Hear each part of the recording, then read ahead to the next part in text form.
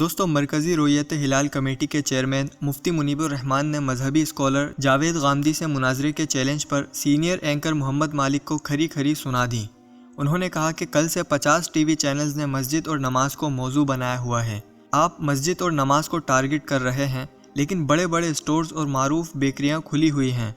تفصیلات کے مطابق اینکر پرسن محمد مالک اپنے ٹاک شو پروگرام میں مفتی منیب الرحمان سے بار بار سوال دہراتے اور ٹوکتے رہے، جس پر مفتی منیب الرحمان غصے میں آ گئے اور کہا کہ بات میں دخل اندازی کرنی ہے تو پروگرام بند کر دیں۔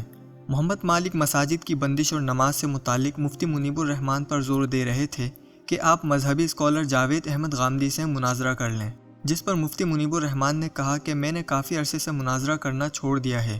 آپ لبرل ہیں، آپ جس طرح بات کرنا چاہتے ہیں کریں اور جس کو مرضی بلا لیں۔ آپ لوگوں نے کل سے 50 ٹی وی چینلز میں مسجد اور نماز کو موضوع بنایا ہوا ہے۔ آپ مسجد اور نماز کو ٹارگٹ کر رہے ہیں، لیکن بڑے بڑے اسٹورز اور معروف بیکریاں اب تک کھلی ہوئی ہیں۔ لوگ بیکریوں میں اندر آ جا رہے ہیں، وہاں رش ہے مگر کوئی بات نہیں کی جا رہی، اور مساجد اور نماز کو اجتماعی طور پر ٹارگٹ کیا جا رہا ہے۔ مفتی منیب الرحمان صاحب نے مزید کہا کہ ہم حکومت کے ساتھ تعاون کر رہے ہیں، سوشل میڈیا پر بھی مثبت پیغامات بھیجے گئے ہیں، لیکن آپ ڈکٹیٹ کر رہے ہیں۔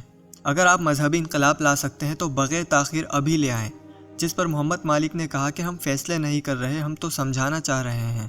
مفتی منیب الرحمان صاحب نے کہا کہ ہم بھی آپ جتنے ہی محب وطن اور محب انسانیت ہیں۔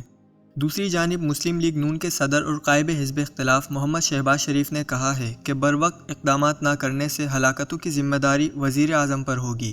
حکومت نے بہت سارا قیمتی وقت سوچ و بچار اور شش و پنج میں ضائع کر دیا ہے۔ حکومت کو کورونا وبا پر قابو پانے کے لیے فوری اقدامات اٹھانا ہوں گے۔ واضح ہے کہ پاکستان میں کورونا وائرس کے مریضوں کی تعداد 1526 سے زائد ہو گئی ہے۔ معاون خصوصی ڈاکٹر ظفر مرزا نے بتایا کہ ان میں سے 857 کیسز ایران سے آئے ہیں۔ قرنطینہ سینٹرز میں 4365 افراد کے ٹیسٹ ہو چکے ہیں، اور ملک بھر میں اب تک 13 افراد کورونا سے جاں بحق ہو چکے ہیں، جبکہ گزشتہ 24 گھنٹے میں 2 افراد جاں بحق ہوئے ہیں۔ جاں بحق افراد میں ایک کا تعلق لوئر دیر اور ایک کا کراچی سے ہے، جبکہ 11 افراد کی حالت تشویشناک ہے، اور ساتھ ہی پاکستان میں 28 مریض مکمل طور پر صحت یاب بھی ہو چکے ہیں۔ دوستوں، مزید اپڈیٹ کے لیے UCS TV کو سبسکرائب کریں اور بیل آئیکن دبائیے، اور اس ویڈیو کو لائک کرتے ہوئے اپنے جان پہچان کے لوگوں کے ساتھ بھی شیئر کیجیے۔